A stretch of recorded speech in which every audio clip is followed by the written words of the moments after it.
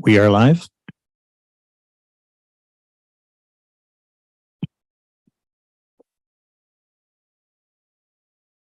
All right, this meeting of the Committee of the Whole Operations is now called to order. I'd ask that you rise as you're able for the reading of the invocation.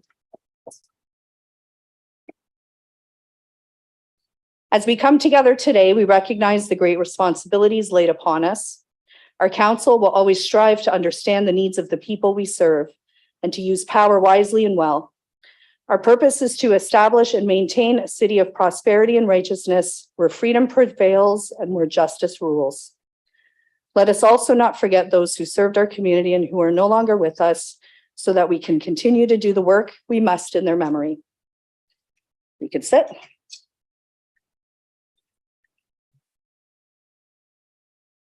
Clerk, can you confirm the roll has been taken? Through the chair, roll call has been taken. Thank you. Members of the committee, are there any declarations of pecuniary interest or for items appearing on the agenda? Seeing none. So we do have two items that are automatically separated because we have delegations here. So that's item 6.1.2, the community physician recruitment program, and 6.2.1, the City of Brantford annual climate action update. So at this time, I'll ask any members of the committee if they would like to see any other items separated for discussion. Councillor Martin. Yes, Madam Chairman, I'd like 6.1.1. Okay. Anyone else?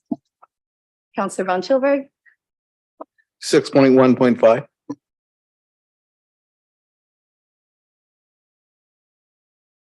Anyone else? All right, seeing none. Councillor Sullivan, I understand you have the motion to approve all items for consideration and consent that are not separated for discussion purposes. You wouldn't mind reading that and naming your seconder, please. That all items contained for consideration, consent 6.1, 6.2, not separated for discussion purposes be approved, seconded by my ward councillor, Rose Sicoli. I don't believe I can second that for you in the chair position. Seconded by Mayor Davis. Perfect. Any discussion on that? And clerk will call the vote. Yeah, through the chair, to the general public, the following items are subject to the vote. So item 6.1.3, repeal of electronic LED readograph sign policy. Item 6.1.4, year 2023 capital projects funding pre-approvals, and the minutes of the last committee of the whole meeting.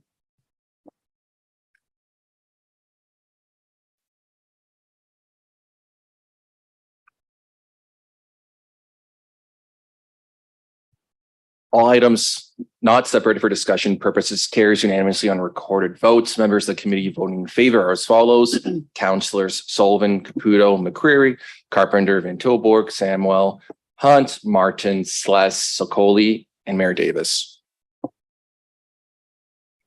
Okay, and members of the committee, we do have two delegations on tonight's agenda. So in keeping with the City of Brantford's procedural bylaw, section 15.6.1, please ensure all comments are directly related to the matter before the committee. So I'll now ask, speaking to item 6.1.2, I'll ask Levna, Sandra and David to come forward and speak to item 6.1.2. Please note that you have 10 minutes. That is inclusive of questions. So if you're hoping to answer some questions, leave some time. Thank you.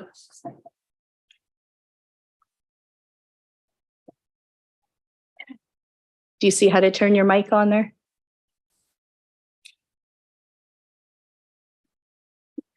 Thank you very much for this opportunity to speak to our new members of council, our returning members of council, and our returning mayor. Congratulations. My name is Sandra Voss, and I was recently asked to chair the Community Physicians Recruitment Committee. A special thank you will go to John Bradford, who served as chair for many years. He never tired of championing the need for family practitioners. Few people in our community even realize the work that goes on in this committee. But today we have found out how frantic people are to find a GP due to a fact given in error that was published in the Expositor. Having a strong family practice system here in our community is essential from everyone, for prenatal, for truck drivers who need renewing medical licenses, assessments for stress leave, for employees who need sick time, to the palliative care. It all involves a family physician. They also have the most extremely difficult job in the medical community. And three out of 10 residents who choose family practice to begin with, out of those 10, only 3 actually carry on and come to the community. The rest will do interesting things or different things. Our goal as a longstanding committee is to carry out the dedicated and increasingly expensive work of attracting family physicians to our community. We know Brantford is growing. We know your official plan, and we want to be proactive now to ensure that we have family practice needs covered in anticipation of the future growth that's going to come. We would not be able to do any of this work for the last years without the supportive funding from the City of Brantford's Casino Community Fund. And I was impressed with the layout of Marlene Miranda's report outlining the city's expectation of us, which will frame our work for the next year or two. Since 2010, we have worked with a $110,000 yearly budget, and I will leave our new recruiter, who's Lebanese Numekovar, to explain the details and how the money's used. But before she speaks, I've asked the ED of the Chamber, David Prang, to say a few words in support of this. Thank you. Thank you, Sandra. Just a few brief words from the Chamber of Commerce and the business community.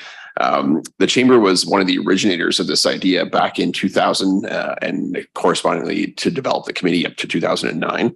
The business community recognizes that a diverse, robust, and comprehensive healthcare system is essential for business attraction and retention in our community. And Sandra outlined some of those many reasons why employers require a robust family healthcare system. And we thank the City of Brantford and all of you and the past councils for their support of this initiative. Thank you, Sandra. Thank you, Sandra and David. So I will do my best to follow that and not take up too much time and leave enough time for questions. So here on the slide, I just have a list of the membership. Same as most years, I did just want to highlight one key change here, which is a member of the Primary Care Council. So one of the big initiatives we took on this year was actually getting representation from the council onto the task force, which I think is very important, given that, the whole purpose is for family physicians. It was important to have family physician representation on the committee. So in terms of some very quick updates, as some of you might know, this is now my first full year in this role. Previously, I started as of last year, so I only had a bit of a half year to get started. And in this year, we've been able to accomplish quite a few things despite many of the challenges. One of those challenges being the overall challenges across the country with healthcare recruitment across the board, not just with physicians, but also with nursing. And, that is kind of an evident issue, which has created lots of challenges in the process, but we have still been able to recruit family physicians to the area in a number of different areas. Also this year, we have returned to a lot more in-person events. So obviously during COVID, that switched to virtual, which was not really an ideal platform to make some of those connections that are ideal for family physician and general recruitment. And so we have been benefited by the ability to be able to go to a lot more of those in-person events and engage with physicians in that manner. I'll also just speak to in general, my role has also expanded this year. As we all know, I am actually an employee of the Brant Community Healthcare System and previously was in the role of the Manager of Medical Affairs and have since been promoted to Director of Medical Affairs with increasing obviously accountabilities, but no one actually coming in that manager role. So just kind of flagging that as well with the increased sort of workload and responsibilities that relate to this work. So just also want to flag, as we had noted, last year, we also implemented a brand new website. One of the big perks of our website is that the actual name of the website, so familyphysicianrecruitment.com, was really key. And as a result of having that website, we've been able to increase the number of people that we were able to recruit in just general through visitors to our site. So obviously before the website went up, we didn't have any visitors, but now to date, we have almost 10,000 visitors to our family physician recruitment site, which highlights all of the recruitment or family physician opportunities within the city of Brantford. And here I've just sort of highlighted some of those stats based on the actual unique visitors and the number of visits, as well as total pages and hits as well. So as I noted previously, despite the challenges across the country, we have been able to recruit a total of 13 family physicians to the city of Brantford. That includes 7 physicians for hospital work, including hospitalist, emergency department, surgical assisting, and only 6 to family practice. Considering, as Sandra had spoken to, the number of family physicians who are actually going into family practice, I think that is a great number, but it does speak to the focus that we need to emphasize on that I'll speak to a bit later. I also will note that the majority of our physicians that we are recruiting come from online advertisements. So that either includes people coming to our website or coming to the various postings that we have on the applicable posting sites. We are generating a lot of leads from the in-person events, but those actual outcomes take a lot longer to follow up with versus the online advertisement. So there's in the appendix, there's a detailed plan for our family physician recruitment for the year 2023, but really our emphasis for that year is on supports for recruiting of family physicians in family practice, and as well just general more support for recruitment activities overall. As I mentioned, I am currently the main person that has been managing that workload, so some increasing supports to manage that work, as well as a focus on the engagement and alignment with the primary care council. Now that we have that representation, we want to engage further with them as we very well align with their strategic plan, as well as building our networks with local groups to support some of the community opportunities. So I think having David here is a great example of that with our alignment with the Chamber of Commerce. Other than that, I also continue to engage with the local recruiters in the other areas such as Hamilton and Niagara, and that helps us to sort of make the most of our recruitment initiatives as well. So I will pause there and open it up for questions from the group. And we do have just about 3 minutes for questions. I believe we have Councillor Sless first in the queue. Thank you, Madam Chair, and thanks for coming, folks. Appreciate your taking the time to fill us in. Just a couple of quick questions. How many folks in the city are still looking for a family doctor?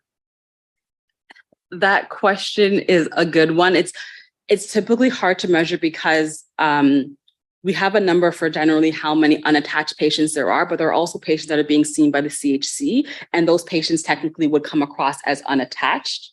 And so we don't have an exact number. We have more of a range, and that range that has been provided to me previously was around like 30,000 patients in the community sort of looking for family physicians. Did you say 30,000 are looking for a doctor? Yeah. And that, like I said, that might include people who are with the CHC, but they aren't attached, because in order for you to be attached, you have to be a part of someone's roster. So it's a serious problem. It is a serious problem. And I guess secondly, do we have a handle on how many retirements of doctors we've got coming in 2023?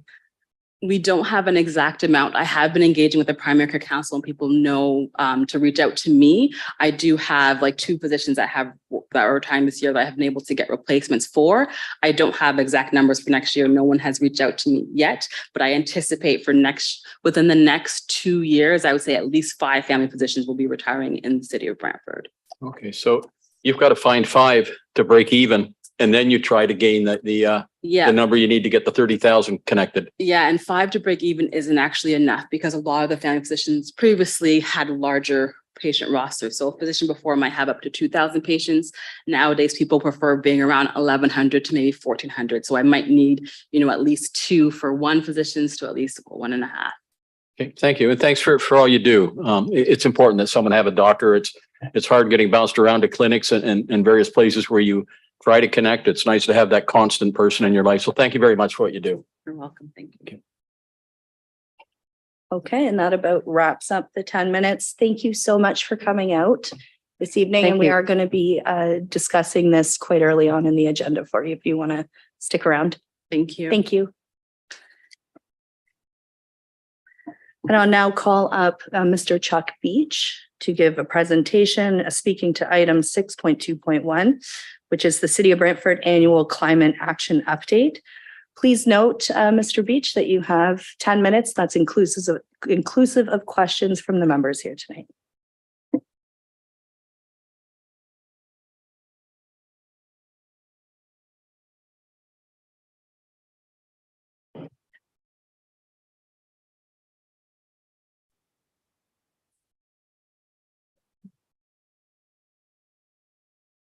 My name is Chuck Beach. I live at 7 Springfield Drive in Brantford, Ontario.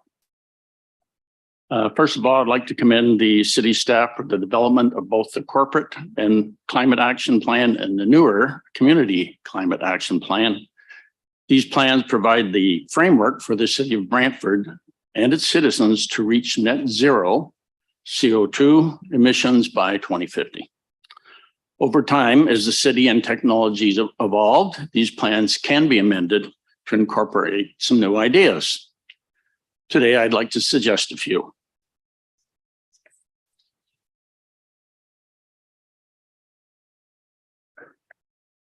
According to the 2022 corporate or the 2020 corporate climate action plan, the city had 10,000 streetlights. The plan was to convert from high pressure sodium to LED, which were approximately 50% more energy efficient.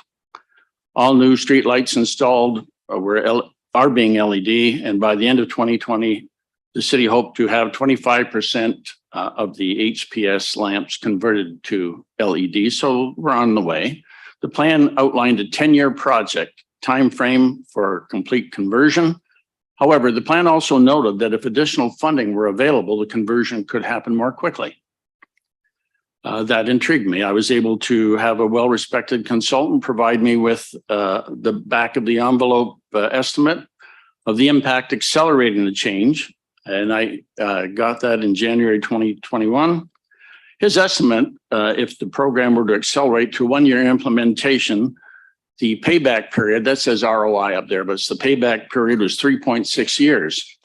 And I figured that was pretty good in terms of what communities do. In the first years, the savings was in excess of $700,000, and the accumulated savings over 8 years, assuming annual increase in the cost of electricity, would be $8 million. That sounded pretty good to me. I sent a copy of the study to the climate change officer at the time, and I'll leave it at that. Apparently, a neighboring jurisdiction justified such an approach. This well-respected consultant felt it was worthwhile. So my request to you is please conduct your own financial analysis of your own to consider accelerating the program.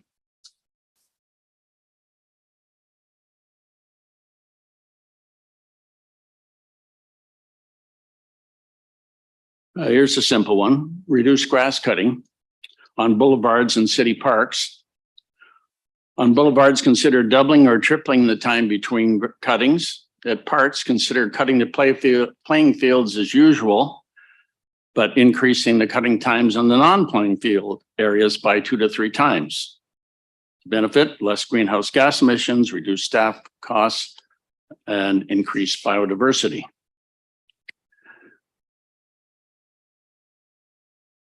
Couple of headlines from the internet. The city of Edmond cuts down on the frequency of grass mowing to save money. I think they might have overdone it. They've had quite a few complaints. However, the purpose was, good. Lawn mowing reduction can help wildlife, says study. And this is from researchers from University of Quebec in Trois-Rivières.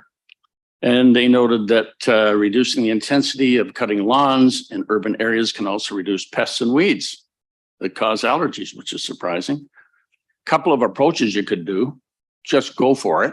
Just say something and do it. Hey, we're going to do every 2 weeks instead of every week.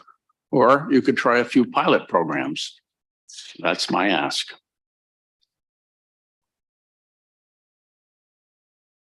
Implement the mini forest strategy. Mini forest or the how am I going to get this in my Yawaki forest? And this gentleman has planted thousands of these in the Far East, and it's starting to catch on in Europe. So these forests are denser and said to be biodiverse than any normal types of naturally developing woods. And they can be the size of a tennis court. Where do you put them?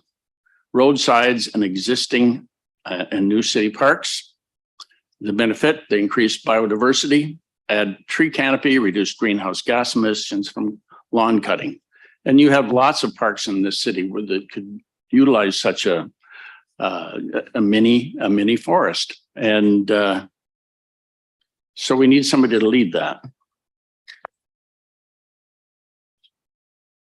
And it's not a new idea. And as I say, it's being incorporated by a number of communities now. Right now, of course, in Montreal, starting tomorrow, there's the what they call COP15, which is an international conference on biodiversity. Implement a roundabout strategy. I made a presentation to council supporting this policy in 2020. The benefit, according to a October 19th article in the Brantford Expositor, the Transportation Association of Canada indicated that the 20-year life cycle cost of a roundabout was 5.3 million, where a traditional signalized intersection was 9.3 million. And they don't need red light cameras. So there's a greenhouse gas reduction every time you reduce a signal intersection with a roundabout. If you go up Rest Acres Road in Paris, there's also a new one happening in Falkland of all places. The region of Waterloo started to implement these in 2004. Try Franklin Boulevard in Cambridge. I often wonder why we're so far behind. And of course, the benefits of roundabouts, at least as recorded by the Niagara region, and I used this slide previously, pollution reduction, reduce fuel consumption, safety, you don't get head-on collisions. Community benefits is there's a calming to traffic. And of course, and more importantly, according to the Transportation Master Plan, there's an improved traffic flow. It's obvious. So I look forward to seeing some in this community. It could be that planning has all sorts of them coming out. I would hope that when I go to Wayne Gretzky and Powerline Road, when it's due for a redo, it's a roundabout. I hope that I go to North Park or Park Road North and Wayne Gretzky, that it's a roundabout. It just makes so much sense. So I look forward to that. I'm sure, and I'm hoping that something wonderful is happening that I'm not aware of. Please consider these recommendations. Continue to annually fund tree canopy at your $30,000 a year. Are there any questions?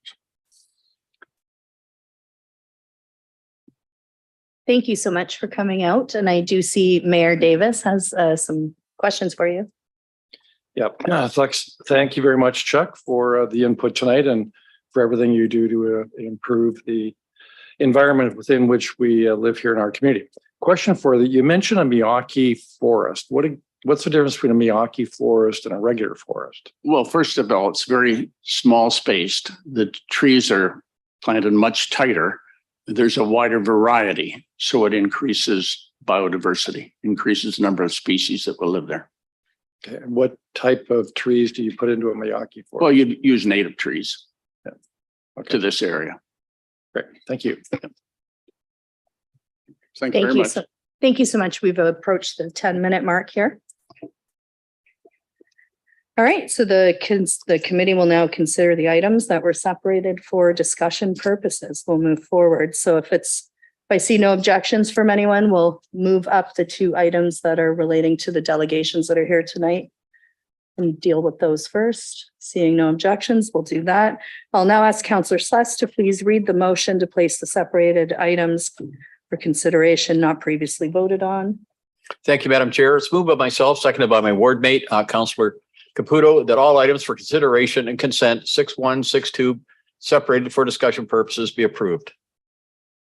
Thank you so much. We'll now move forward to the item that is relating to the delegation here. So item 6.1.2, the Community Physician Recruitment 2022 program and the 2023 action plan. Do we have any discussion on that? Seeing none. Clerk, I'll ask that you call the vote.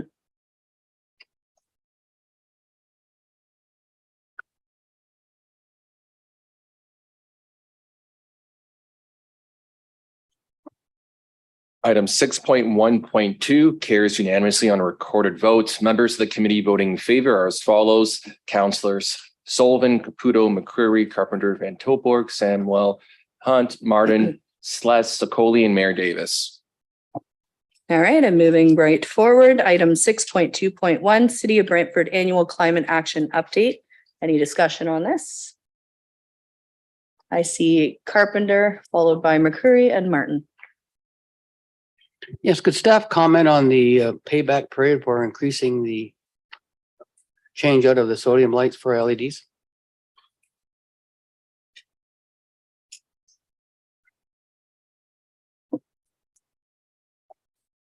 Through the chair, Gagan Batra, Manager of Business Support and Sustainability. We can provide that information in the memo. I don't have it on hand right now, the payback period in that report that was referenced. But should council wish it, we can provide a memo to council. Yeah, that'd be fine. Thank you. Okay, thank you. We have Councillor McCreary, please. Chair, thank you. Through you to staff. Could you indicate what gains we've made with respect to our climate goals by having so many of our folks in the corporation working from home? Through the chair, Rebecca Shepaneski, Climate Change Officer. So with regards to our corporate climate change action plan, we've actually completed or have started to complete about 34% of the action items that have been outlined within the action plan. And yep, this has all been completed through working from home as well. Can I just, if I can, through you, Madam Chair, Brian Hutchings, CEO.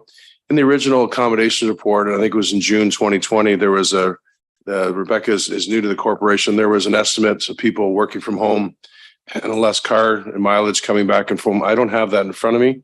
I'm sure staff can provide that, look at that reports and estimate how much we're saving now with staff not driving back and forth to work and less staff in the office and things like that for heating and less staff, about 120 less staff space in another building. So if I could ask for indulgence to bring it back a memo, that would be great. CEO, thank you. If we could have that before we convene on the 20th to hear this for a final time. Thank you very much for that. And also through you, Madam Chair, I wonder if staff could tell me the date and location for commencement of our first roundabout.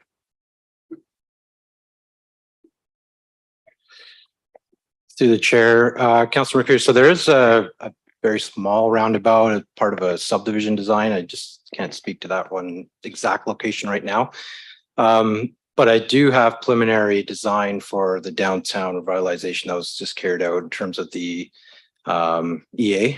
And that has, I think, about 4 locations for roundabouts. Now, the thing about roundabouts is that although it may be good for traffic, it needs a lot of land. And obviously in the downtown, we don't have a lot of land. So we do have a policy in place for roundabouts. And when we do undertake environmental assessments, it is one option that has to be studied. And so every environmental assessment that we do for any road improvements, widenings, we'll undertake an assessment of roundabouts. King George Road intersects with Powerline Road in North Brantford. Now it's fully within the corporation's jurisdiction, I believe.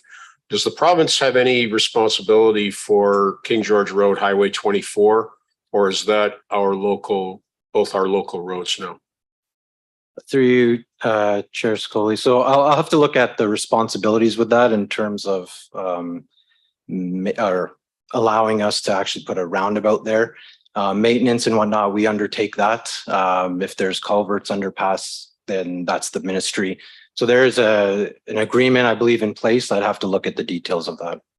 Again, thank you for that, Mr. Hahn. I wonder if we might have a memo to that respect for the 20th council meeting as well, for whatever information you're able to gather, recognizing that perhaps it's not all going to be available to us. And also, if you could give us an indication of candidate intersections for roundabouts. I'll say the speaker, Mr. Beach, cited the roundabout at Falkland, and I believe there are 2 of them. And the Highway 2 maintenance schedule out there, I think was far from being in need of repaving. So those are projects which were undertaken independently, either by the province or the county. And I think we should probably be looking at moving forward with some of our projects and making improvements to our Councillor intersections. McCurry, you've exceeded your 4 minutes. Would you like me to put you in the queue for another 4? No, I'm quite happy to be concluded. Thank you, Madam Chair, Thank for you. watching the clock. And moving forward, we have Councillor Martin next. Thank you. Thank you. Through you, Madam Chairman. The streetlight LED switch out program, is that done with city staff or is that contracted? To the chair, so that's contracted services. So the timing would have to be, we'd have to look at the timing based on the resources we have to push it up. We may want to put more money towards it, but there may not be resources to do it any faster. So we'll undertake that. We'll have a look at that to see what we can do to expedite the program. But again, we have a contractor and it depends on the resourcing that they can get. Yeah, so even though it's contracted out, you still need city resources to oversee and make sure things are done properly. That's right. And the contractor has to have resources as well. Something of that nature is probably not a big company that can pull many resources. Okay, so if you have a look at that while you're looking at the return on on the payback, then it'll help us decide whether it's something we can accelerate or not. Thank you. Thank you, Councillor Martin. I have up next Councillor Sless. Thank you, Madam Chair.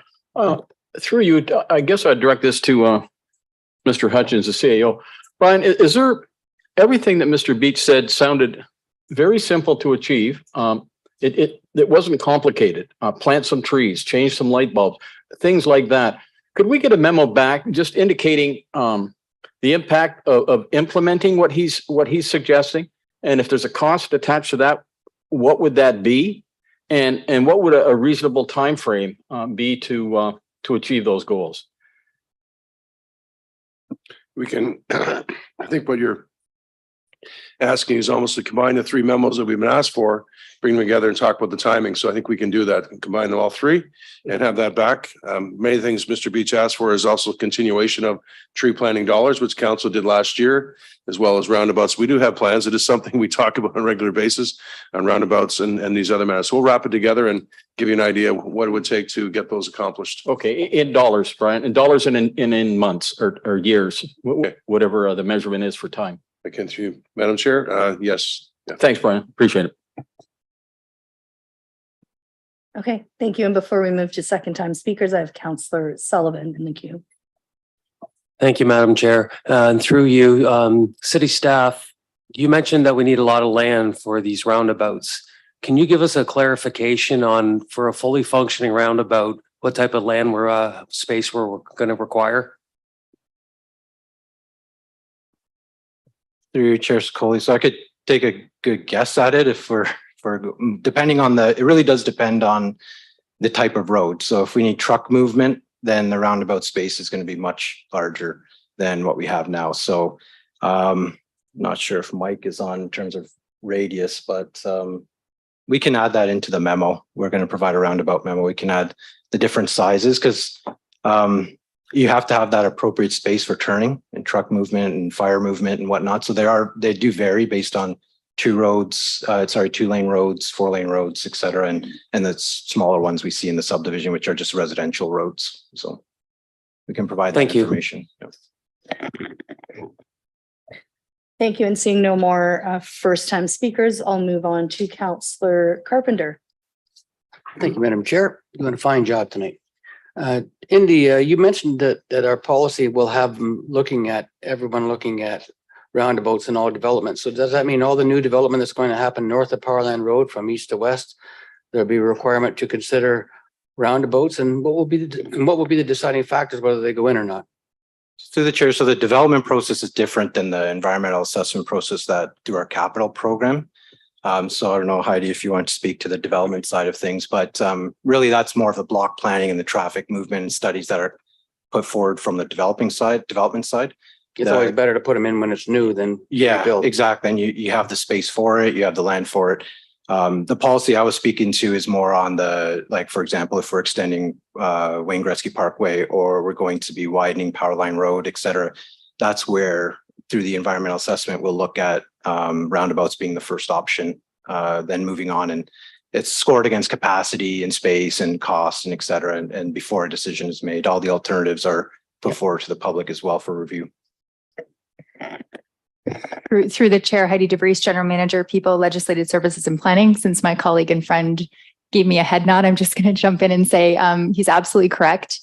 To the councillor, the designs of those areas have yet to be determined through the comprehensive planning process, and certainly the inclusion of roundabouts in the transportation networks that will be required within those blocks is something that is top of mind for our staff. Additionally, I think where you find it more difficult is, as Mr. Hans already alluded to, where you have roundabouts in existing built areas becomes more difficult because that sometimes requires takings, and municipalities who have roundabouts, particularly in, for instance, the Waterloo region, are not afraid of takings.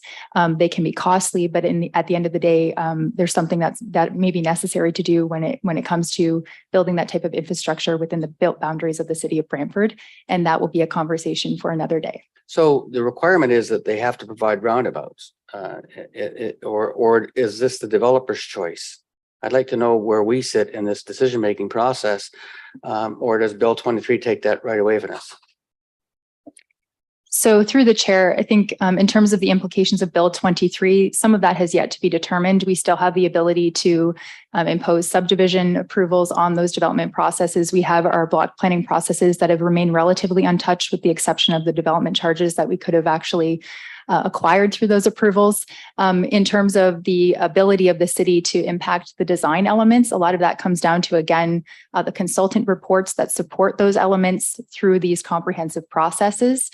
And staff have the ability to provide some comments early on in the process through our transportation group on what we would like to see, but those all have to be supported through the technical reports and studies that are necessary to support those applications. And then certainly they do come still before this council for approval. And of course, you're well aware what council's direction is on this. Thank you. Absolutely. Thank you. And seeing no more speakers in the queue, Deputy Clerk, if you wouldn't mind calling the vote, please.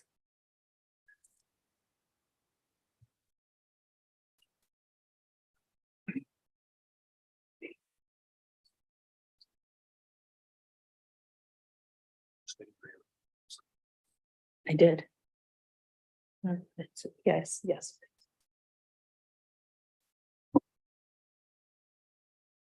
Item 6.2.1 carries unanimously on recorded votes. Members of the committee voting in favor are as follows: Councillors Sullivan, Caputo, McCreary, Carpenter, Van Tilburg, Samwell, Hunt, Martin, Sless, Sicoli, and Mayor Davis. Thank you. And moving forward, we'll now review item 6.1.1. And I believe Councillor Martin, you asked for this to be separated.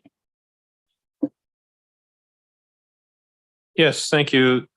The report talks about existing chargers that we have, but it doesn't say anything about chargers for the ice resurfacers at the Gretzky Center. Do they need special chargers, or do they just plug into a 110?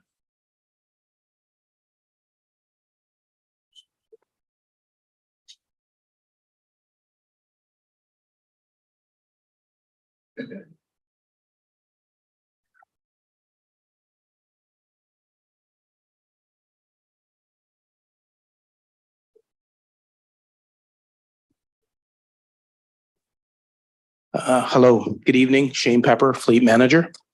Through the chair, Councillor Martin, the electric ice resurfacers purchased earlier this year they came with a charger each. It was included with each ice resurfacer.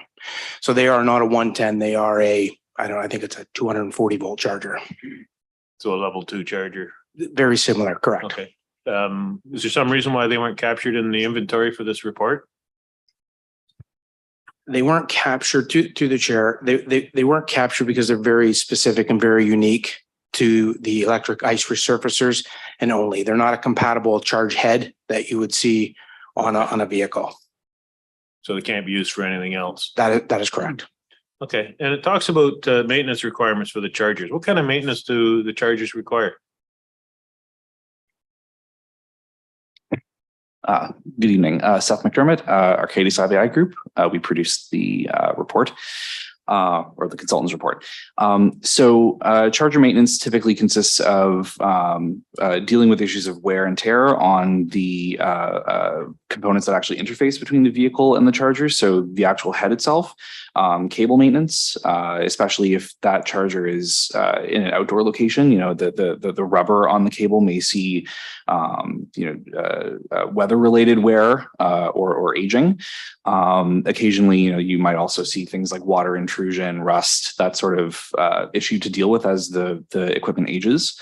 And again, that also is more pronounced if the charger is located in an outdoor environment. There may also be software-related maintenance. So if there's a software upgrade that needs to be done or bugs that need to be fixed, and that of course, in other charger environments where, let's say, there's a payment layer on top, that might be an added component, but this report excludes that because these chargers are only considered for municipal EV charging at this time. Okay. And are there level 2 chargers that have multiple ports so that 2, maybe 3 vehicles could be plugged in and then they'd be charged sequentially so that at the end of the shift, 3 employees can all plug their vehicle in and then by the next morning, they're all ready to go? Yes. So the variability in charger design tends to, well, you can see models that are either 2 separate units mounted on the same pedestal or potentially 1 unit with multiple charging cables. It depends on the vendor that supplies the equipment. However, it's not like all 3 of those vehicles would be able to charge necessarily at full power through the same single electrical connection, right? You need an upgraded electrical connection to support that. But certainly those kinds of units are available. When we talk in the report about the number of ports, that we're speaking directly to the number of charging heads that would plug into vehicles. So whether those ports are consolidated on one single pedestal or device, it would be up to a later design decision, typically related to whether all of the charging activities could take place overnight and whether that could be done sequentially or whether some of those charging activities need to be done in parallel. And so that would be the subject of a future detailed design. Yeah, because if they're parked for 14 hours, they don't have to all charge at the same time. They can charge one at a time and get a full charge that way. Yes, yeah, as long as the battery capacity and charging requirements would be low enough to permit sequential charging to take place during that same 14 or however many hour window. Councillor Martin, you've exceeded your speaking limits. Would you like me to put you in the queue for a second time? Yes, please. Thank you. Up next, we have Councillor McCurry. Chair, thank you very much. Through you to staff and to guests. Last time we all met here, there was a question about whether or not there was sufficient electricity coming into the transit garage to be able to do the charging necessary overnight. Have you confirmed that? So the report here under consideration tonight that's talking about municipal EV charging, we did reuse some of the data or input that we had from the transit study that we produced for the city back in July, or that was presented to council in July. Referencing back to that report, at the time we projected that there would not be sufficient charging capacity in the existing service to the garage to support an electric bus fleet, and that if an electric bus fleet were to be implemented at that facility, that it would be done off of a completely separate delivery point was the recommendation in that report. However, that still preserves a degree of capacity in the existing delivery point to the facility that would be sufficient to charge the electric vehicles that are planned to be based at that facility in our estimation. So the recommendation from July, we recommended a separate delivery point because the existing service would not have been sufficient for electric buses. But if you install a separate delivery point that is only concerned with electric bus charging, then that preserves what remaining capacity there is in the existing delivery point. Does that make sense? So that's a yes and a no. Well, to my question. If you could, sorry, maybe if you could repeat the question. To just maybe I can jump in here through the chair, Councillor McCray. The answer for the locations identified in the report for the vehicles identified in the first several years at a high level, the electrical panels at these locations identified can sustain the electrical vehicle chargers required. Once we get past 2025, 2026, we may have to evaluate the level again. Specifically at the transit garage. Correct. Yes, thank you for that. Now, with respect to the occasional replacement of components, we are, of course, going to be buying spares.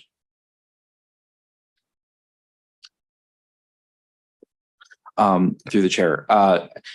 Yes, the numbers that we presented for each site would be the minimum required in our estimation to support the planned electric vehicle fleet to be purchased between now and 2028, given the level of service that those vehicles see.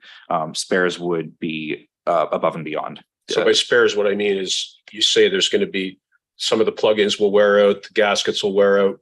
We're gonna buy spares to go into inventory to replace those things. Through the chair, Councillor McCurry.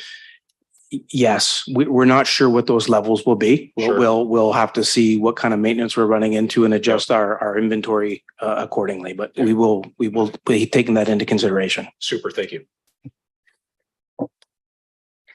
Thank you. Up next, we have Councillor Sless. Thank you, Madam Chair.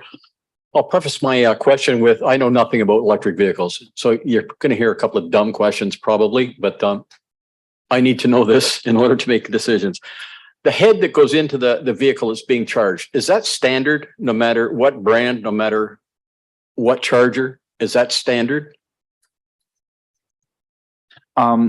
Generally speaking, for street legal vehicles in the commercial market, yes, there is a standard that is developed for level 2 charging. That would need to, of course, be validated during the procurement process of any specific vehicle to confirm that it complies with the standard. However, that's generally, the market is moving in the direction of that being an expectation. So is the answer yes or no? Yes, subject to it being required in procurement specifications. Okay, so you would have the same plug-in for a pickup, an SUV, and a sedan car. Is that correct? Through the chair, Councillor Sless. Yes, so far the industry is working to standardize it. There is a European or Asian version and a North American version. Just to Seth's point, you would have to specify that. So when we're purchasing the vehicles, I don't know if you really have to specify it because it's a North American market. But yeah, you specify the North American market and it's a universal plug. So yes, car, pickup, truck. Okay, so if I could break that down into something I can relate to. When VCRs first came out, you had beta and you had VHS. Is that what we're dealing with here? We have this type or this type, but they're both the same thing? Yeah, it's kind of similar, but at the end of the day, your VCR, whether it's VHS or beta, is still plugged into your wall outlet. So that's the concept is the same. Okay. And then are there different types that have different charge rates? Like one that you charge it in and it'll charge it in an hour, or if you have a cheaper model, it'll take 4 hours, or if you have a real cheap model, it'll take 10 hours. Is that how this industry works? Through the chair, generally speaking, yes, there are different levels of charging available. Typically, the vocabulary that you'll see used is level 1, level 2, and level 3, or DCFC is another term for level 3. DCFC stands for direct current fast charging. So levels 1 and 2 use alternating current. Level 3 uses direct current, which means you can get much higher charging rates. Different vehicles can be specified to accept charge at different rates, and generally speaking, the way the market for the fixed infrastructure, the actual charger devices, is evolving, is that the charger can dispense electricity at the rate that the vehicle can accept it, up to a certain maximum that the charger is capable of delivering. So and that happens through a data communication process where the vehicle and the charger kind of reconcile that. Okay, I appreciate the education. Thank you. Thank you. Then seeing no other first-time speakers, we'll be moving forward to second-time speakers. We have Councillor Martin, please. Thank you, Madam Chairman. I just had one question left when my time ran out. Would it make sense to put a level 2 charger at the Walter Gretzky Golf and Learning Center that would be available for the public to use for a fee during the day and be there for any staff vehicles in that area to use overnight? So through the chair, our report does acknowledge or speak to the concept of mixed public access charging that would also be available for municipal EV use. The report acknowledges that at this time, the city is still anticipating producing a larger study on public access EV charging, not directly related to the results of this report, which the scope of this report specifically concerned municipal EV charging only at city properties, places where the fleet is in that later report. Yeah, places where the fleet is based and maintained. And so we recommended in our report that topic be revisited at the time of the public EV charging strategy, because there might be some site selection considerations around where chargers could be located for the public, or what kinds of chargers you might want to put in that location to serve a public demand that then municipal EVs could piggyback off of or share with. Okay, thank you. Thank you. With no other speakers in the queue, Deputy Clerk, could you call the vote, please?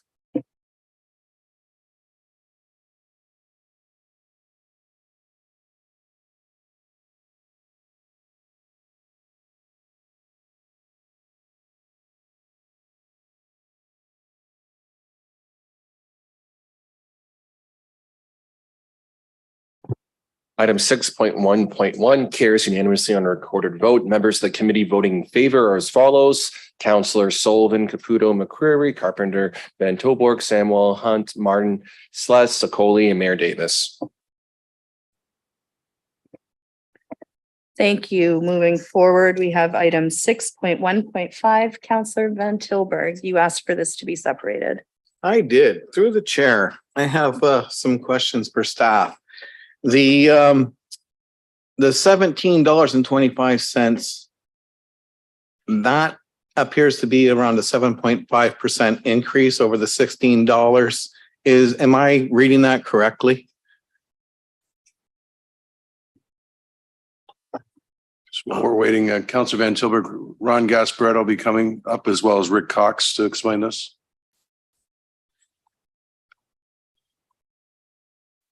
And this is a report that a lot of staff, so I'll kind of be trying to direct the questions.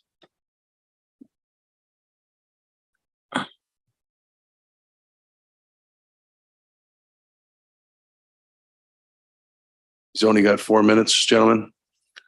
You take off 35 seconds for the walk up.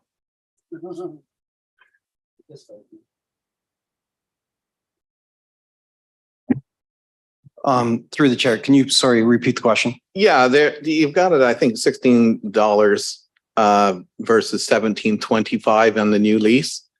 So that's a 7% increase, roughly a little bit more. Am I reading that correctly? The 16 to the 17.25. Through the chair, that 17.25 does include the blend and extend rate. So yes, you are correct. Okay, and then the 2% annual increase, when does that start? Through the chair, that starts in 2024. So we're not getting hit with that right away. That comes, we've got a year break. Okay, the question on 102 Wellington Street, that how many people are moving from Wellington Street to Colburn Street, and how many people are moving from Colburn Street to the Beckett Building? And if you can only answer one of those, I would like to know from Colburn Street to the Beckett Building. Yeah.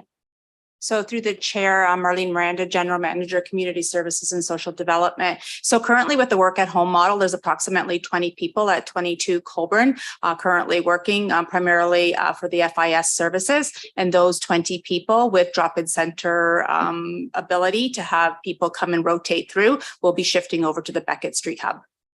Okay, the reason I'm asking is I didn't know how many, and I wondered if it was considered, because I know back in like the ancient plans, which was to move people from 220 into the old city hall.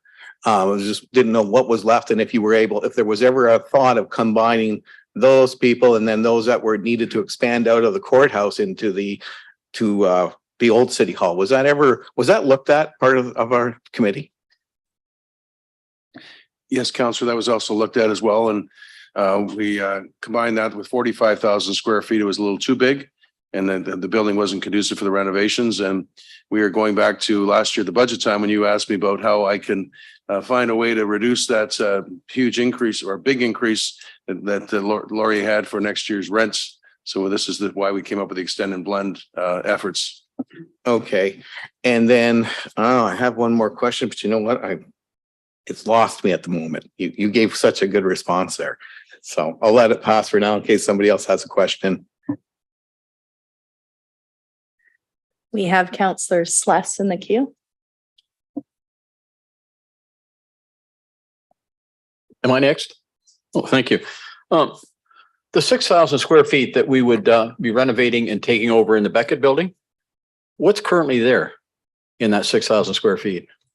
So that's on the east wing of the Beckett Street. It's on the first floor. It's currently vacant. We had Trillium Way and a few other organizations in there. It's currently vacant at this point in time. So we would be renovating and then moving in. What did it used to be? It was, Ron, can you speak to that, please? But I know there was a couple of different service providers in there. Sure. Through the chair to Councillor Sless. There was the Trillium Foundation rented some office space as well as I believe it was the CNIB. Okay, so it was rental income. I'm sorry. There was rental income coming then out of that 6,000 square feet. Through the chair, that is correct. Do we know what that annually was? Through the chair, not off the top of my head, but I can certainly provide that information. Okay. Is it factored into the numbers that we're seeing in front of us now? Through the chair, no, I don't believe they are. So that's just lost revenue. So they were through the chair, sorry, they were vacant for about a year and a half now. Okay. Can I just okay. Just to Councillor Sless's question, Councillor Sless, because most of the CSSD programs we're moving in there are funded by the provincial government, we can charge a notional rent to ourselves. Yes. And then the county will also pick up 28% of that. So the provincial government will also be picking up a share of it. So we will be charging rent to ourselves with the provincial government picking up to run those services, as well as the county's portion of those as well. So there will be rents charged there as well. Very good. Thanks, Ryan. Appreciate that clarity. Then I guess secondly, and finally, I believe the report indicated about $560,000 in savings in the 2023 budget. Did I understand that correctly? Yes, that's correct. Rick Cox, Director of Parks and Facility Services. Thank you. Through the chair. Okay. Has that $500,000+ been anticipated and built in and used in the preparation of the 2023? In Ms. Daniels' budget projections back about June timeframe, the answer is no. The higher rate for the Laurier lease was in there. This will now be a reduction to that calculation Ms. Daniels had. So it hasn't been what council has seen yet or advertised out to the public yet. So then maybe wandering a little bit off topic, but then the large increase that we saw coming to the capital or to the tax rate in 2023 is being mitigated, will be mitigated through this saving. Is that correct? To you, Madam Chair, yes. Appreciate it. Thank you. Thanks, Madam Chair. Thank you, Councillor Sless. We have Mayor Davis up next. Thank you, Madam Chair. I don't have any questions. I come only to bring praise. And this is an excellent initiative that staff have brought forward. We're taking a space in the Beckett building, which is, for those who don't know the building very well, it's kind of the bottom floor, sort of tucked out of the way, but it's been laying vacant, hasn't been generating revenue for the city, simply generating expense. Then you have the Provincial Offences Court at 102 Wellington Square. And I was in there many times as a lawyer. It's a building, given that it's concrete walls, it's absolutely impossible to renovate it. Given what we're doing with red light cameras and speed control cameras, which will be administered through the Provincial Offences Court system, there's simply no room in there. Even if you could change the walls inside the building, you can't. It's not very accessible either in anything other than one area of the main floor. And what's really quite exciting about this is that it's going to strengthen our relationship with Laurier, given that they have a number of security and pre-law programs, and the initiative that has the Provincial Offences Court, like right in the Laurier building, the Laurier Student Center, is going to allow for co-op programs and all kinds of programs that will increase the real life, they call it experiential learning of those that are in those security programs, and serve again to strengthen the tie between us and Laurier. So in a lot of points, and then of course there's the cost reduction, certainly over the next 2 years at a time when we're really desperate looking for cost savings, given the inflationary pressures we're seeing in other parts of our budget. So I commend staff for moving forward with this in a really kind of innovative way, taking a lot of moving parts, moving them around, and making best use of what we have. And I look forward especially to the opening of the Provincial Offences Court. It really is quite exciting, especially for somebody that's been involved in the law. It's long overdue. And as I said, I'm sure it's going to benefit our community and Laurier for many years to come. Thank you, Mayor Davis. We now have Councillor McCreary. Madam Chair, thank you through you to staff. What's our cost to maintain 102 Wellington empty? Through you, Madam Chair, the cost to maintain that building right now is in the order of $100,000 to $110,000 per year. A lot of that is offset through recoveries from the POA system. When if it was vacant and nothing was being used, then we would probably reduce that by a factor of about 2/3, but it would be still in the order of $30,000 to $40,000 to keep it operating and not deteriorating. Would that be about the same cost as it we incur to maintain the tourism building? Similar, yes. Okay, thank you. All right, Councillor Carpenter. Thank you. Now, this expansion, that we're going to triple the size of the Provincial Offences Courtroom, so we can do virtual and modernize it so it meets the OADA standards. When you talk about what the downloading of the provinces is downloading to us, what level is the level 3 offenses that are being downloaded to us?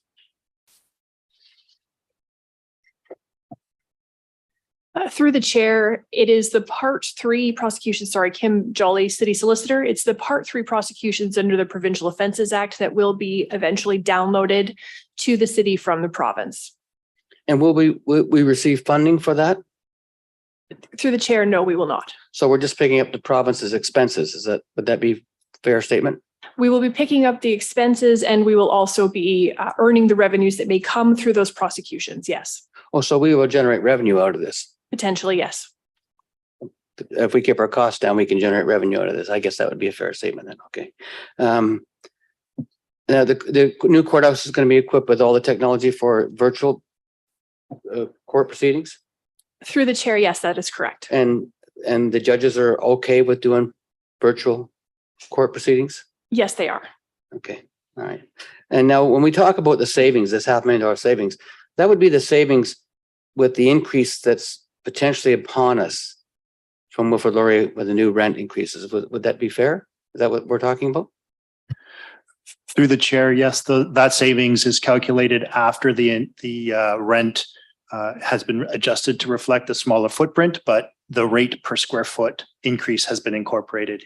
There is still a $500,000 annual savings. Yes, that's correct. So, but if we base it, could you give me a breakdown before we get to council on what the actual is without the increase going forward? You know, it's like saying, someone's going to raise my rent, they're going to double my rent, but if I make a deal with them, they're only going to raise it by a third. And my savings therefore is, and that's sort of what this is, right? So I'd like to know what the actuals are. I mean, we talk about how great Wilfrid Laurier is, but Wilfrid Laurier is about to raise our rates substantially.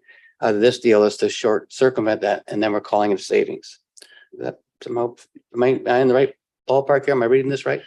Through you, Madam Chair, the net rent for 2023 will be lower than the rent for 2023 would have been. With the increase.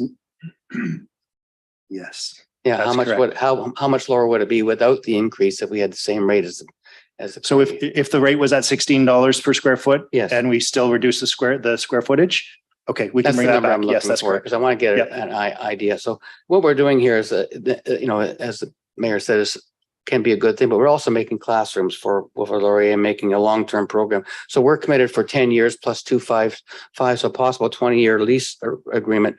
Wilfrid Laurier is only, are they committed for 10 years for certain? Through the chair, yes, it's a 10-year with 2 options for 5 years each. And so we would have to trigger those 5-year options if we so wanted, but we are committed to 10 years. And Wilfrid Laurier is committed for the 10 years as well? Through the chair, that is correct. Okay, thank you. Great, thank you. We have Councillor Hunt. Please.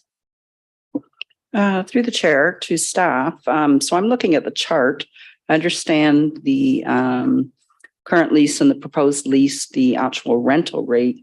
What I'm not seeing is any incremental increase in the CAM rate. So it shows that it's staying at $5.40, which makes up the part of the rent. So is that going to stay the same for the term, or because that's usually dependent on expenses of the landlord?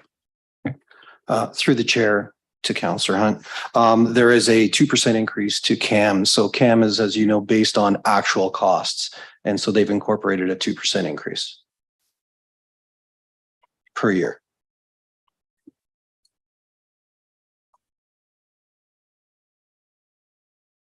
Okay. And seeing no further first-time speakers. Oh, we'll now move into second-time speakers. I have Councillor McCreary up first. Chair, thank you, and through you. I meant to ask this when I asked about the cost of running the vacant building. With respect to the climate and environmental implications, are we saving 60%? Is that net of our continued operation of 102 Wellington by heating it with natural gas until divested, hopefully soon? Sorry, through you, Madam Chair, the 60% figure there is a reduction in the footprint size. So the reduction in the footprint size being used at 220 Colburn by over 60% will translate into a reduction in the greenhouse gas emissions generated by that space. But until we renovate and equip the space, we're not sure exactly how much the end emissions will be. So we have not provided an amount of exact savings because we haven't evaluated which equipment will be used to serve that space just yet. It's rather disconcerting because of the placement of the poinsettia. It seems as though the plant is speaking because I can't see Mr. Cox. And Mr. Cox, thank you for that answer.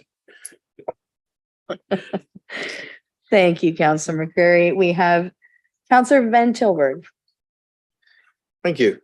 Through the chair, 102 and 100 Wellington is the intent to sell them together as a pair? Is it to split them up? Do we have to wait until 102 is empty and clear? What is the intent with those 2 buildings? Through you, Madam Chairman. Right now, we've been using them for film shoots as well as leasing the parking lots to Laurier. We have had some discussions with the province regarding a possible courthouse move, but we're still in discussions with the province on that. So we're waiting to all positive remarks from the province, from the Ministry of Attorney General. Just got to make sure it's in their budget. and that budget will come out in March. So we've been holding off till that budget came out. If not, we're going to bring a recommendation to council about disposing of that property. But All right, because you mentioned disposal in here, but we're not going to actually make a look at that until March it comes. Is that correct? and it will probably, if March timeframe, yes, we make a recommendation, March, April, in the spring, yes. Thank you. And thank you. Seeing no further speakers, Deputy Clerk, will you call the vote?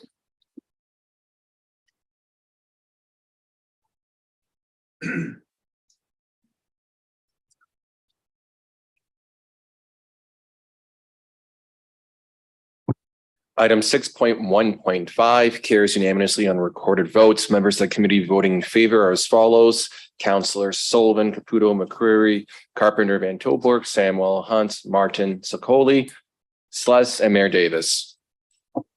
Thank you. We'll now move forward into resolutions. Item 7.1, Councillor McCreary, if you'd move your resolution and please state your seconder, please. I shall, Madam Chair. Thank you. My seconder is Councillor Greg Martin, my ward mate. Resolution reads as follows.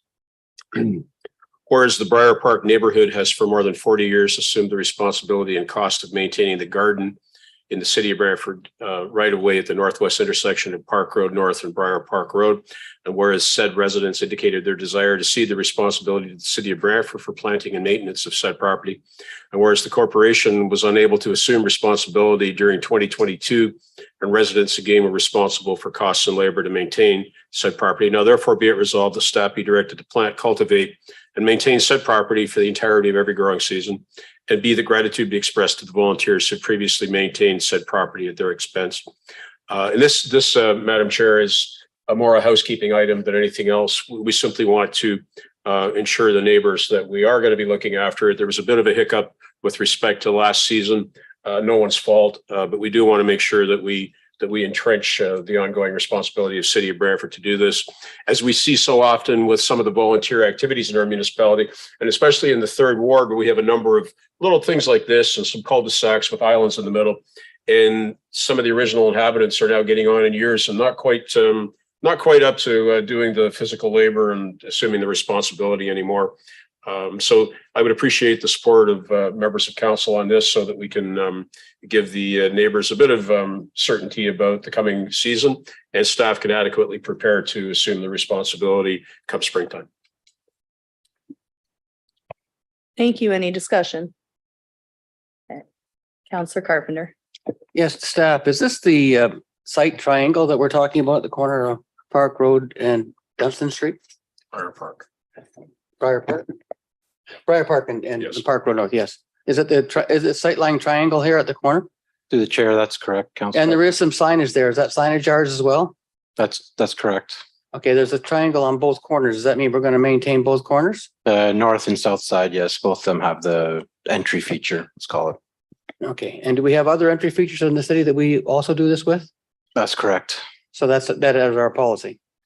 So we have to develop these service levels, something we'll be working on with parks this year in terms of our entry features, especially when they come to end of life. Some of them are large retaining walls. A lot of new developments like to put these in. At the end of the day, they end up going on the maintenance list, and some can be very costly. So we are going to be looking at how we maintain the entry features in the built as well as the new.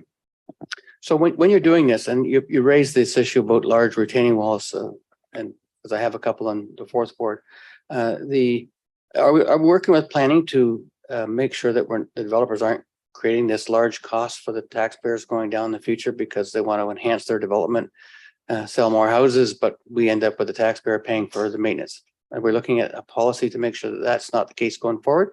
So through the chair, Councilor Carpenter, it's usually built out in our urban design guidelines, which the city has undertaken. I think they are approved right now. Yeah, so it's usually within there and how the community look and feel is. And do we have a timeline for when Park Road North, which is now situated as an urban or rural road, when will it achieve urban standardization and have sidewalks on both sides and proper curbs and so forth? Do we have a timeline for when that's actually going to happen?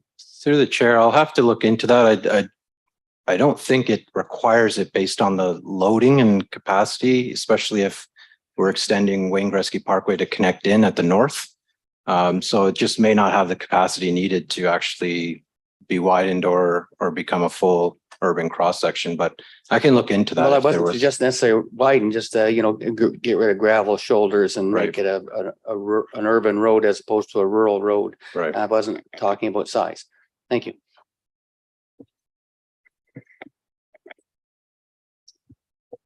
Great. Seeing no further discussion, we'll call the vote.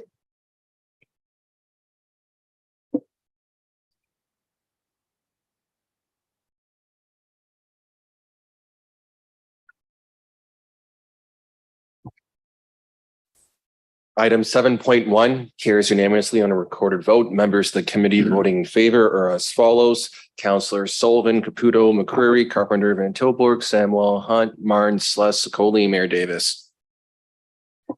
Thank you. Councillor McCurry, if you could turn your microphone off for us. Thank you.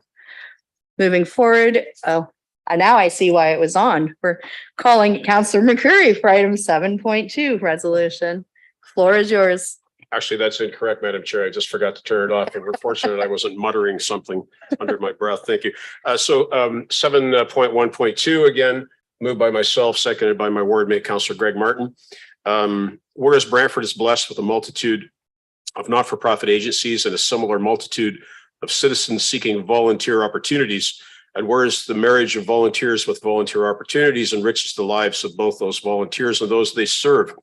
And whereas regulations and requirements for volunteer certification are increasingly time-consuming, frustrating, and expensive for the prospective volunteer, now therefore be it resolved, the city staff be directed to consult with Brantford Police Services Board and other organizations regarding the streamline of the volunteer application process and appropriate funding, and report back to City Council during the first quarter of, by the end of the first quarter of next year. And Madam Chair, let me say that while Councillor Martin and I were canvassing in the recent election, we of course heard a lot of good suggestions from constituents, and that's where this came from a gentleman who was a volunteer who expressed a bit of frustration with the work that he had to go through to become a volunteer to serve his community. So I'd appreciate everybody's support of this tonight. We want to have a look at how we can make this so much easier and perhaps no cost to those who volunteer, because now I believe there is something in the way of a minor cost, which is, it might be actually prohibitive to a lot of people in the community, especially in this era of rising costs, for which we're about to pile on the rabbit early in the new year. We want to make it as easy for folks to serve their community as we can, and this may go a ways to helping with that. Thank you. Thank you. And up we have Councillor Carpenter, please. Yes, I would agree with this. I've heard the same thing from volunteers. I know that I don't want us to reduce the police services check that's required. We certainly want to make sure that our volunteers have, who they're working with are well protected, and there has been a proper police check.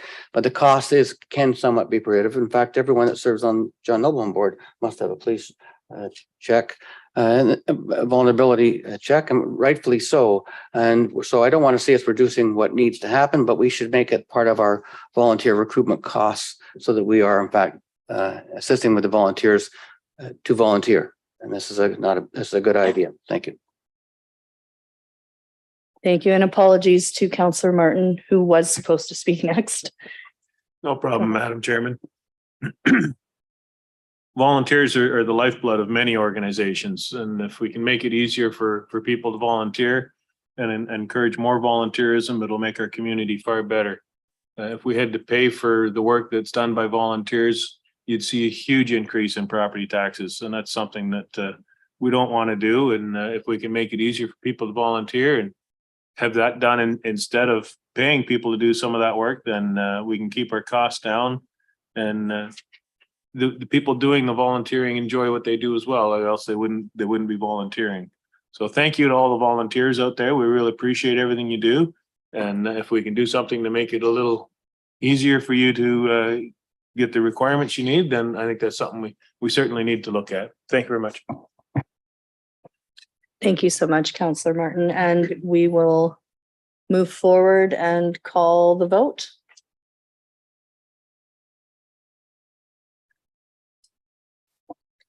Item 7.2 carries unanimously on a recorded vote. Members of the committee voting in favor are as follows: Councillors Sullivan, Caputo, McCreary, Carpenter, Van Tilburg, Samwell, Hunt, Martin, Sless, Sokoli, and Mayor Davis.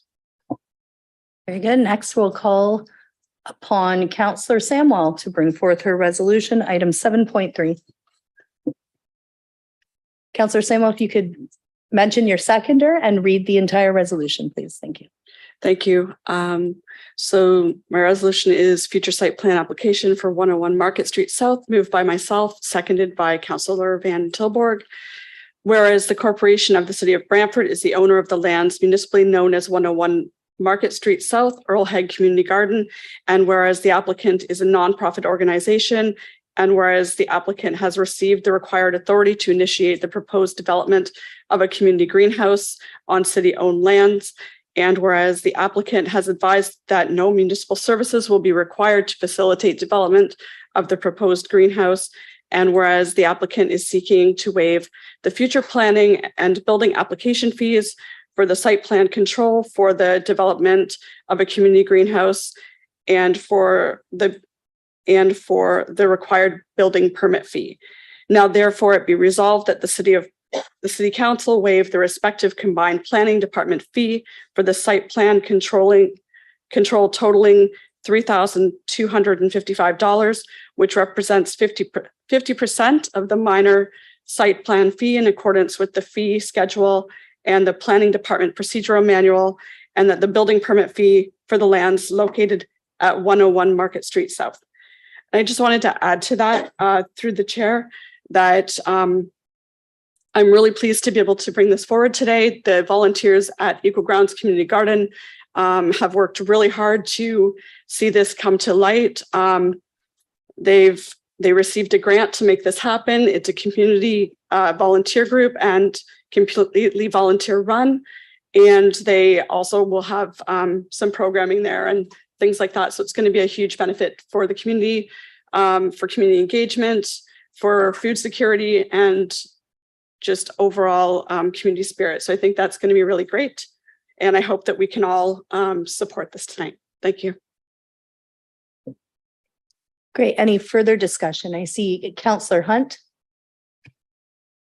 I just want to add to that as a longtime member of the Brandland Neighborhood Association, which is where the Equal Ground Community Gardens kind of got its start. Keeping in mind that the bulk of the food that is grown by the Equal Ground Community Gardens is actually donated to the food bank. And so this initiative of being able to grow this food year round in a greenhouse just supports the food bank that much more as well. Thank you so much, Councillor Hunt. We have Councillor Martin up next. Thank you, Madam Chairman. Through you to staff. We just heard that it's going to be used to grow food year round, and yet they're not requiring any city services. How are they heating this greenhouse?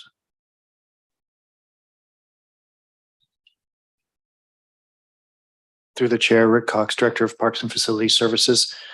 The greenhouse will not be attached to services. You're correct, Councillor, and there may be strategies to get things started using the power of solar light to heat the greenhouse and germinate things throughout the year. But there will be a period of time when it's just not practical for a lot to be grown there without the city services there. Okay, and was there any consideration given to locating the greenhouses at the landfill site at Mohawk Street in order to utilize free heat from the landfill gas generation facility?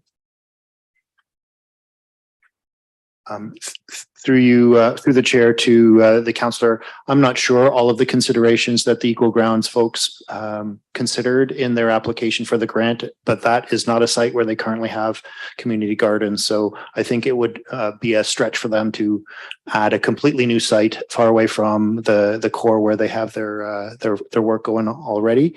The site of the landfill for a fully functional, corporate greenhouse. That's something that we are considering within the parks facilities looking forward to see if we can do a better job with our greenhouse operations to leverage that source of heat and energy. But it's not something that would be within the scope of a community group like this on a small grant that they were able to obtain. Okay, thank you. Okay, any further discussion? I see Councillor Carpenter, then Councillor McCreary.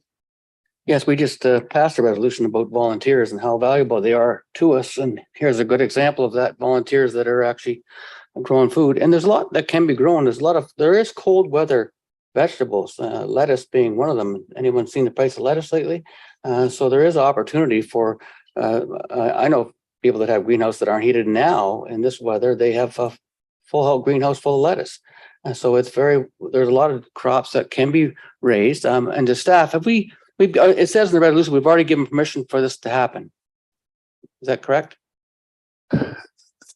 Through the chair to the councillor, the permission has been given for the greenhouse to be located under the community gardens policy. The corporate planning processes, the site plan approval, the building permits, those have not been completed yet. Yep, I understand that. So what we're saying, we're not even asking for us to waive. We should be waiving all the fees for this volunteer group for what the good that they're doing, to show our goodwill towards the food bank. But I think only things being asked here is for 50% of the fees to be waived. I think it's an excellent resolution. It shows our volunteers that the community gardens means something to us. And I'm certain my ward mate was very passionate about the community gardens, as you know, and it's a great way to remember her by and her service by that. This is a great step forward. Thank you for Councillor Samwell for bringing this forward, and Councillor Vancouver. Thank you. And up next, we have Councillor McCreary. Chair, thank you. And through you to staff. Could staff comment on the highest use for these lands with respect to the waterfront master plan for the lower downtown?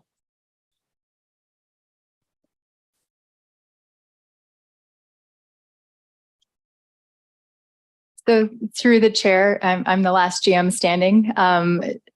I think in terms of the official plan that we have approved by council, where you see some artistic renderings of what our lower precinct of the downtown might look like, certainly there that plan contemplates some commercial, mixed use commercial residential, some additional employment uses. At this time, however, I believe what's being presented here would be a temporary structure. Again, we've heard that no permanent services will be brought to these lands, and certainly being city-owned lands, I don't believe that there is currently a plan for these city-owned lands that's set out in any capital plan, reflective again, of course, of the waterfront master plan that you've referenced and the policy set out therein.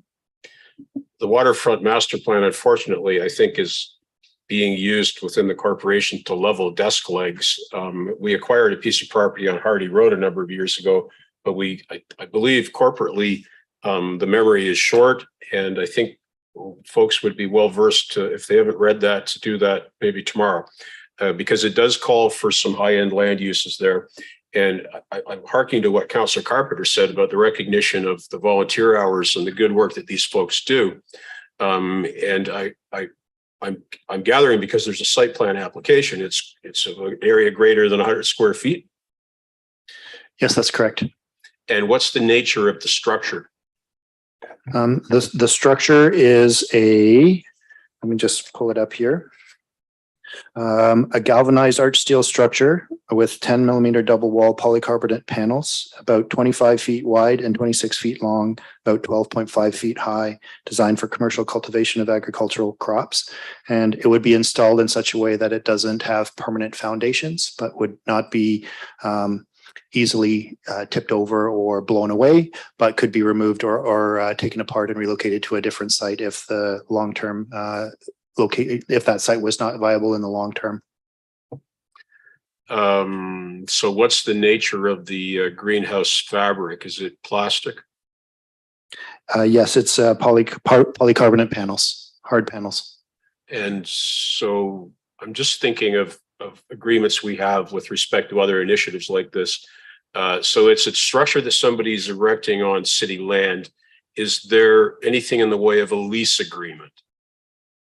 There is a license agreement that would be in place, and this would be along the format of a land lease, whereby the building would belong to the Eco Grounds group, and the property would be retained as city property, similar to the existing community garden infrastructure, whether it's a garden plot. All of those are done through a license with the city, and the city retains the ownership of the land. Sorry, a license or a lease?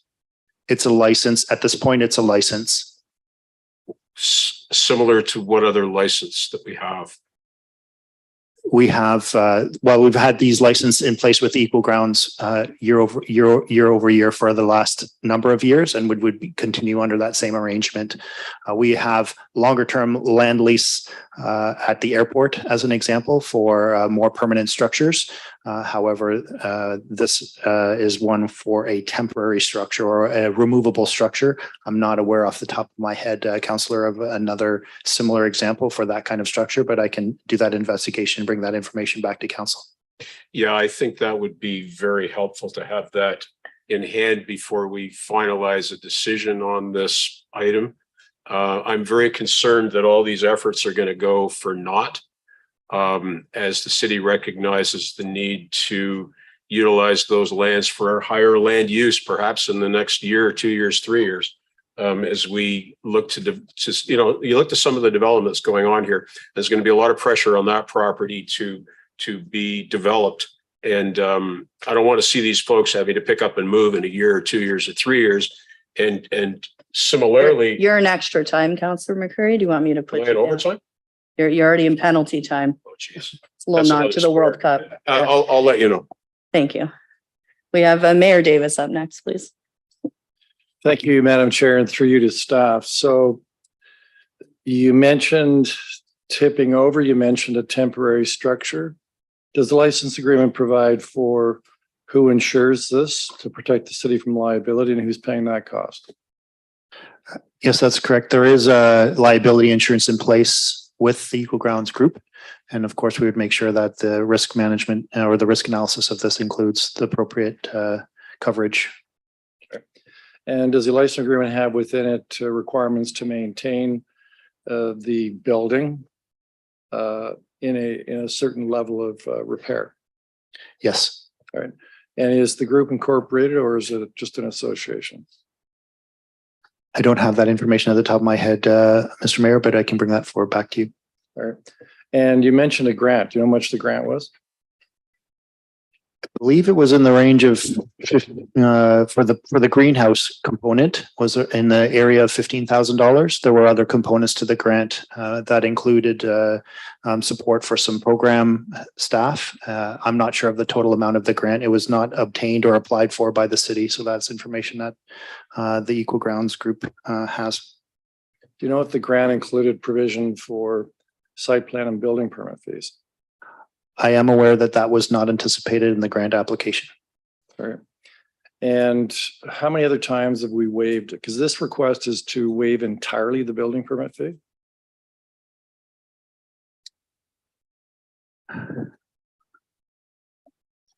Through the chair, the building permit fee would be approximately $300. Okay. And how many other times have we waived building permit fees and reduced the site plan fees? And what circumstances have we done that? So through the chair, just going back, I believe over the last, I would say at least 5 years, we waived fees for an official plan amendment on Coburn Street East. Those were the planning fees. We waived fees for a severance at 251 Memorial Drive. We waived fees. Actually, we're working on that right now pursuant to an amendment from the floor for 3996 Erie Avenue. That's a 9-unit, I believe it's a townhouse / condo development. We also waived a severance site plan and a variance for Glenwood Drive that amounted to a total of 8,000 fees. And in 2017, there was a waiver of a fee for a garage in Ward 3. So we've done this on occasion. It certainly doesn't set a precedent. The total fee waiver at this point would be about 1% of the revenues generated for site plan applications this year. All right. And then through you to Madam Chair, to staff. So on those prior occasions where we waived, what was the rationale? Through the chair, I don't have all of those details. Having sat through some of those meetings, the rationale varies from, a not-for-profit organization. Also, I should have mentioned there was the parking garage that needed renovations. That was just earlier this fall. And that rationale was because the condo corporation had such a large levy that they would be facing due to the disrepair of that garage. So we waived, I believe it was the building permit fees in part. So again, the rationale varies depending on the circumstances. And typically it's in situations where individuals are facing large fees and are either not-for-profits or have come into hard times. So, or where there has been some sort of misstep in a process. So for instance, I can say it's not really a misstep, but on the Erie Ave property, you had an application submitted. Our official plan amendments came through while the application was still in the queue. So it was unfair to apply those former fees to a brand new, to an application that was subject to a change partway through the process. So typically council considers all of those factors. Yeah, Madam Chair, my understanding memory of those was that typically there was a mistake we made, or it was like a change from the official plan that had them paying fees twice. Prior to this coming to council, can we have a report, please, as to these prior instances where site plan or building permit fees have been waived and what the rationale was for it? Through the chair, we can put together a memorandum with the information we have on record. Absolutely. All right. And does staff believe there's any need to codify when it is we waive building permit or site plan fees so that everybody's playing by the same rules? So through the chair, we do have that in terms of codification in the fees, fines, and charges bylaw. There's a small clause that says that certain fees can be waived at council's discretion, subject to section 106 of the Municipal Act, which of course is the bonusing provision of the Municipal Act. So in a sense, that is codified. If we did anything further than that in terms of setting out sort of the policy rationale for when fees might be waived, that again would require a policy to be brought forward to council and could prove to be restrictive in the future. Mayor Davis, would you like to go on? No, For a second time. Okay, thank you. No. Up next, we have Councillor Sless. Thank you, Madam Chair. Well, I'm somewhat relieved to hear that it can be moved. I too have concerns with the location. We've approved, I believe, about 100 or about 1,000 relatively high-end units right across the street from this condos. And I'm not sure building greenhouses in their front, right in front of them is a good idea. So I have concerns with that, but it's somewhat alleviated by the fact that it's temporary. Probably my bigger concern is it says approval's already been given. That didn't come to council. Where did it get approved? Through the chair, the section 6.7 of the city's community garden policy enables the community garden committee to provide approval of site enhancements at community gardens. And it was that process that was provided and followed to create the approval for the greenhouse to be added to the community garden. So it's an enhancement then. Is that what it got lumped under? It's an enhancement to the community gardens that are there. Yes, that's Can you give me a few examples of what enhancement means? So an example of an enhancement, as in this case, would be an addition to the community garden infrastructure, a watering station, a shed, a greenhouse, a entranceway feature, things like that, that would be considered as an enhancement to the community gardens, perhaps an additional walkway or other amenity for the space. Okay. I could support this evening, but I would certainly reserve to rescind that support next week upon getting the information that's been requested, because I'm doing it with a real thin line of being able to approve it, because to me it's a very good opportunity, and I think it's a wonderful thing to be doing. I'm just not sold on the location that we're doing it in. I don't find that appropriate where it is. I think we're looking at an entertainment type district there. There's a casino, there's talk swirling around right now about junior A hockey and a lot of improvement done to the civic center as a potential. And then to build greenhouses next door to that, I'm not sure is a good idea. So tonight, I'll certainly give it a vote in support of, but certainly reserving the right to rescind that next week or in 2 weeks. Thank you. Thank you, Counselor Slass. Up next, I have Counselor Von Tilburg, please. Thank you, through the chair.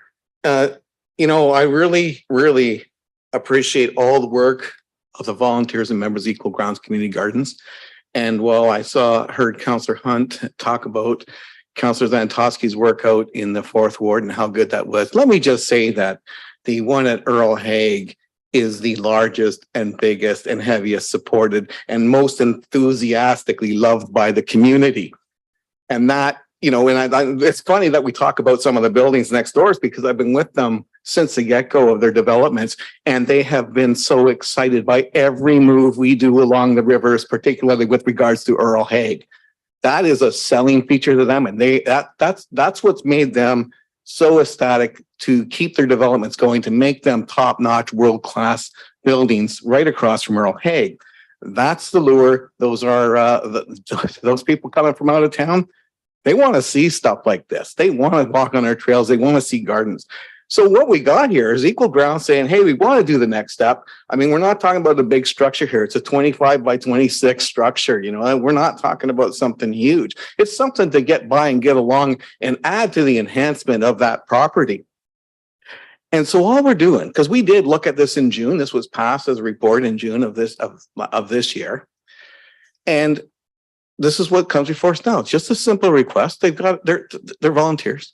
We talked about how we want to help volunteers. They've got a little bit of money from a grant, and they've asked us. I mean, look, I'm kind of with counselors that say things like, we should really help these volunteers a lot and waive all the fees.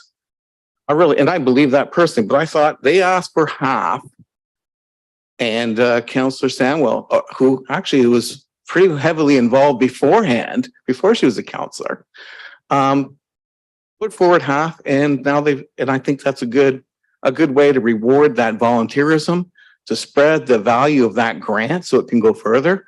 And honestly, everyone benefits from that. Like I say, that's a very strong community garden and with lots of volunteer input, and is right now so well received. So I think anything that we can do to help this group would be just fantastic. And I just like to point out one little thing. They were all going to be here, but they had received messages from staff, and I'm not pointing fingers, that it would be in the next week.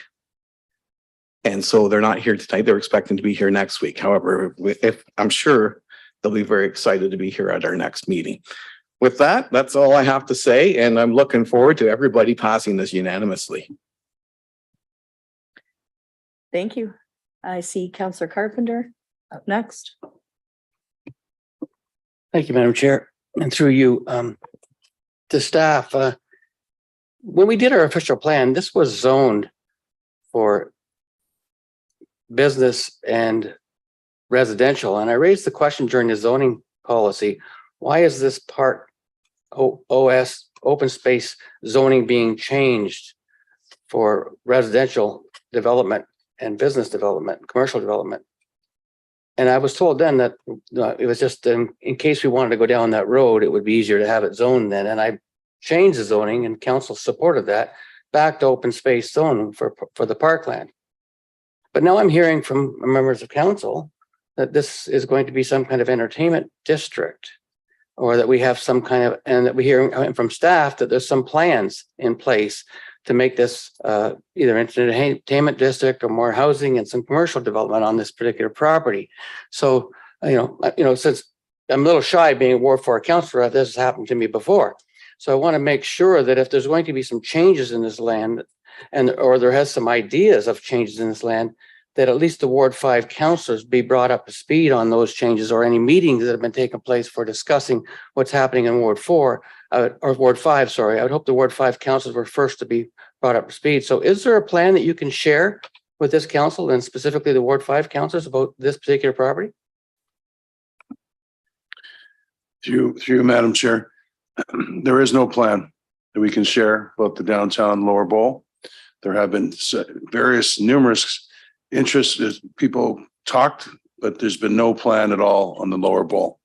Okay, and when we're talking about that, what's on the floor here, it's not whether the community garden is there or whether there's a greenhouse there.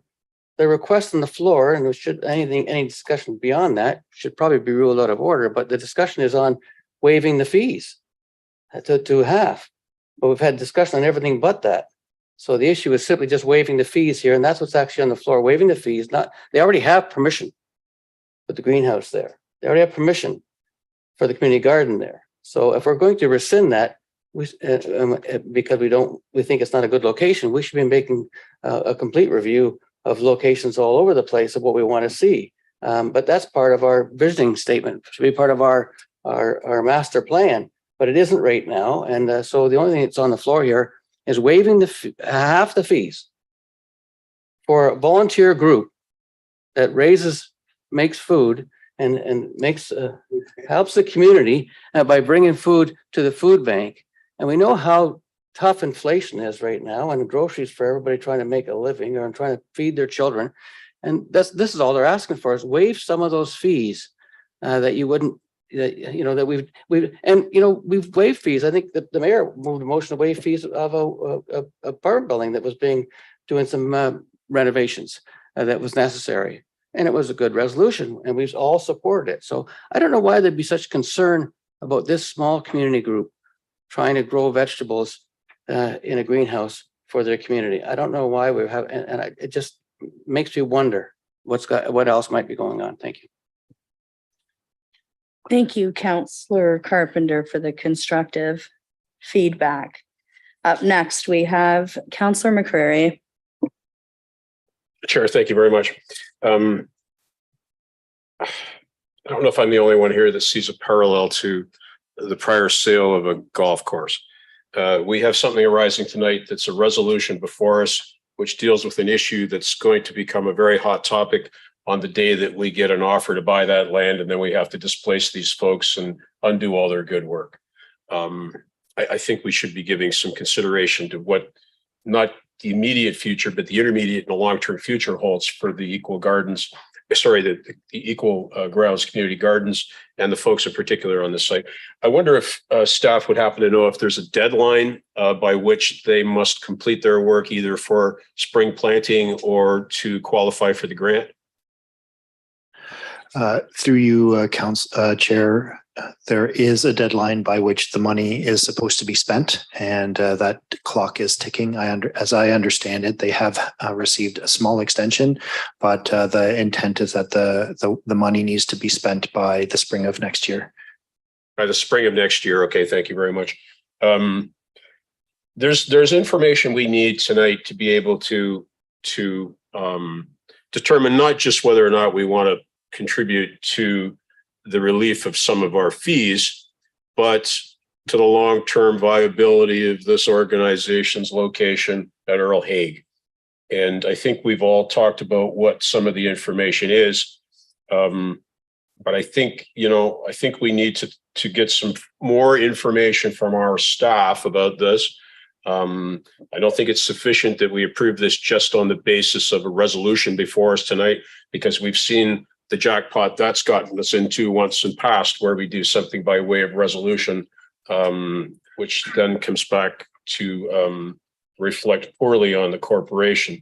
So I'd like to see staff, hopefully before council, so we can have the final decision. I'd like to see staff give us a list of what could serve to be forever permanent locations for a community garden of this size, which could host a greenhouse, which would have access to a water service. It's not out of order. Excuse me, don't interrupt me. Point of order. Is this not out of order? Can you state procedurally exactly what's out of order? It's not related to waiving the fees. Sustained.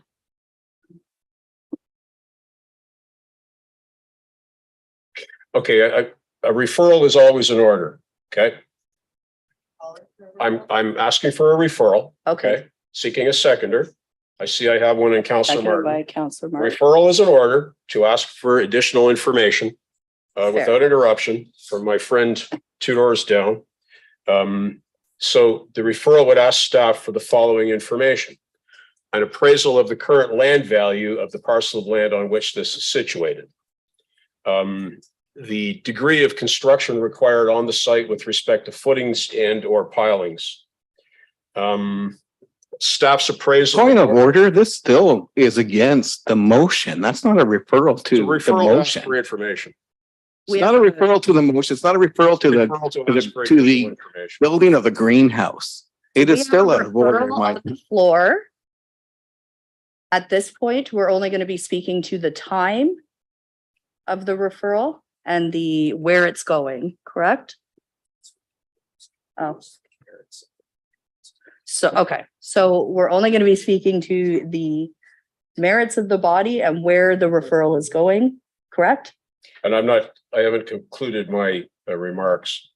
And Let's keep it moving in the right direction, please, Councilor. yeah, it would be much easier without interruption. And I recognize that, some folks can get excited.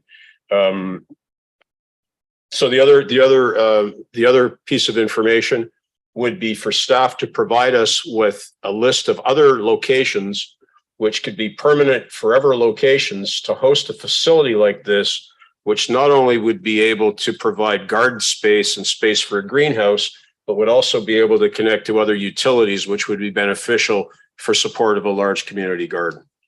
And that is and also to provide each member of this committee with a copy of the waterfront master plan, and to provide also the license insurance information with respect to the applicant. So I hope the clerk has captured Clerk, all have that. you captured that? And just to be clear, to the referral, Councilor McCurry, you would like this information back to us by council? Preferably, yes. Yeah, to the best of staff's ability. There is a deadline.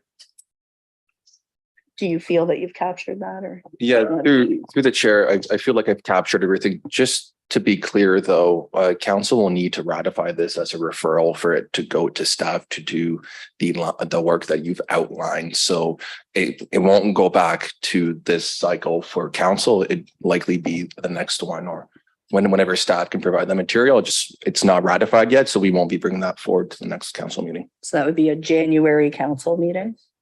Councilor McCurry?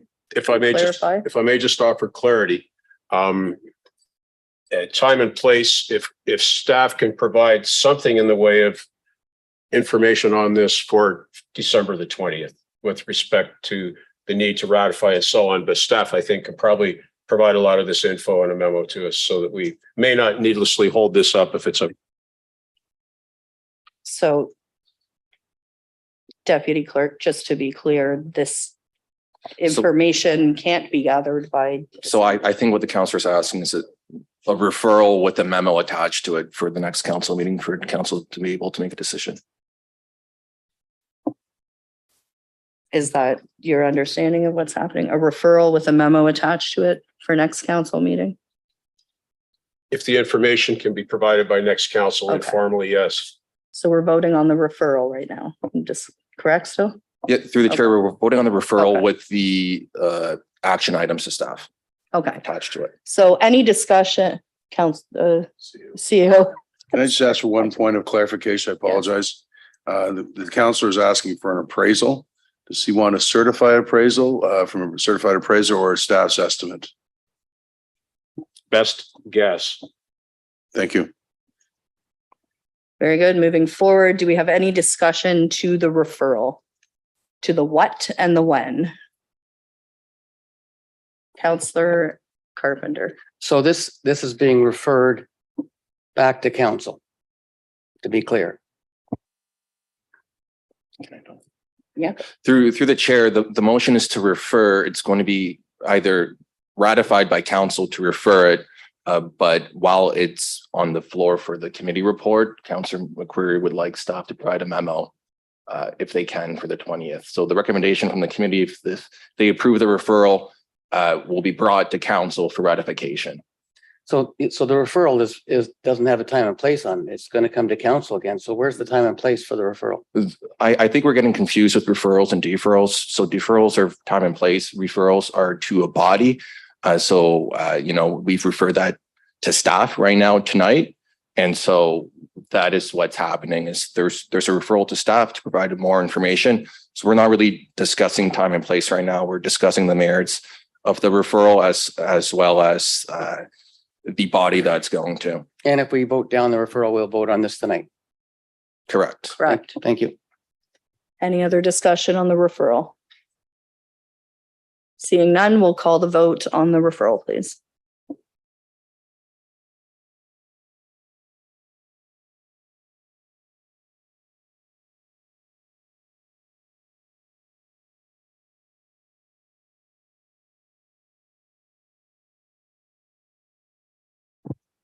The referral of item 7.3 carries on a recorded vote of 6-5. Members voting in favor of the referral are as follows. Councillors Caputo, McCreary, Martin, Sless, Sokoli, Mayor Davis. Members opposed, Councillors Sullivan, Carpenter, Van Tilburg, Samuel, and Hunt. Okay, so that item will be brought back to council for further discussion with the items requested. We have no notice of motions on the agenda this evening, but just a reminder to the committee that the deadline for the next committee of whole meeting is this Thursday at 9 a.m. So if you do have a notice of motion, make sure that the clerks receive it before 9 a.m. And thus concludes our committee of the whole meeting. This meeting is now adjourned.